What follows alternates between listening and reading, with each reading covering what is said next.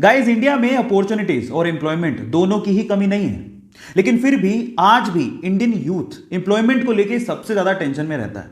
यार, ये जॉब क्यों नहीं मिल पा रही? क्या आपने कभी सोचा है? जो कंपनीज इंडिया में इंडियन यूथ को रिक्रूट करती हैं, उसका इसके बारे में क्या ख्याल है पता है? वो ये कहती हैं कि इंडिया में यूथ की कमी नहीं है, लेकिन स्किलफुल, स्मार्ट, एम्प्लॉयबल यूथ की बहुत कमी है। और जो यूथ स्किलफुल है और स्मार्ट है, उसके लिए जॉब की कोई कमी नहीं है। अब इसको थोड़ा मैं स्टोरी के थ्रू समझाने की कोशिश करता हूं, ध्यान से समझिएगा, जिससे आपको ज्यादा समझ में आएगा। एक बार दो दोस्त थे, एक का नाम था सतीश, दूसरे का नाम था महेश। दोनों ने स्कूलिंग, कॉलेज सब साथ में पूरा किया। मजे की बात यह थी कि उनकी सेम ही कंपनी में जॉब लग गई। दोनों ने बहुत हार्डवर्क किया पूरे साल भर। साल भर बाद उनका प्रमोशन होना था। तो जिस दिन प्रमोशन था उस दिन बॉस आए। उन्होंने सतीश को प्रमोशन लेटर देते हुए कहा कि सतीश, तुम्हारा प्रमोशन होता है। तब महेश ने पूछा कि सर मेरा?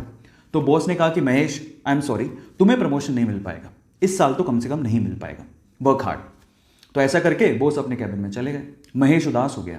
महेश सोचने लगा कि सेम स्कूल से किया, सेम कॉलेज से किया, एक साल मैंने भी हार्डवर्क किया है, मेरा प्रमोशन क्यों नहीं हुआ? अब दिमाग में उस टाइम क्या बातें आती है पता है? भाई, यहां तो बटरिंग से प्रमोशन होता है। जरूर सतीश ने बटरिंग की होगी बॉस की, और उसको गुस्सा आ गया। उसने सोचा मैं कल से नहीं आऊंगा। वो बॉस के कैबिन में गया और बॉस को बोलता है कि बॉस, अब मैं कल से तो नहीं आऊंगा, I am so sorry.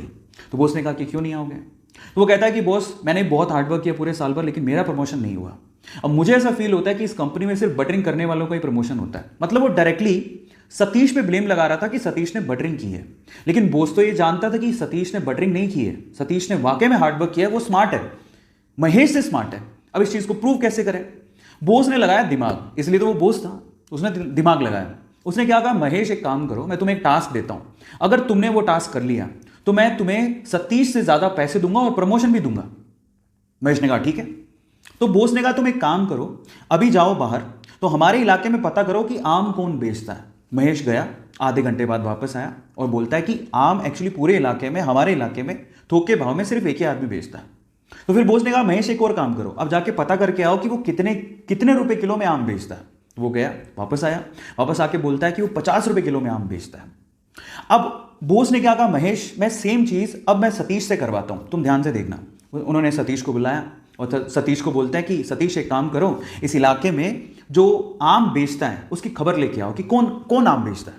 Satish गया मार्केट में और वापस आया आधे घंटे बाद, और सतीश ने जो कहा महेश उसको देखता रह गया।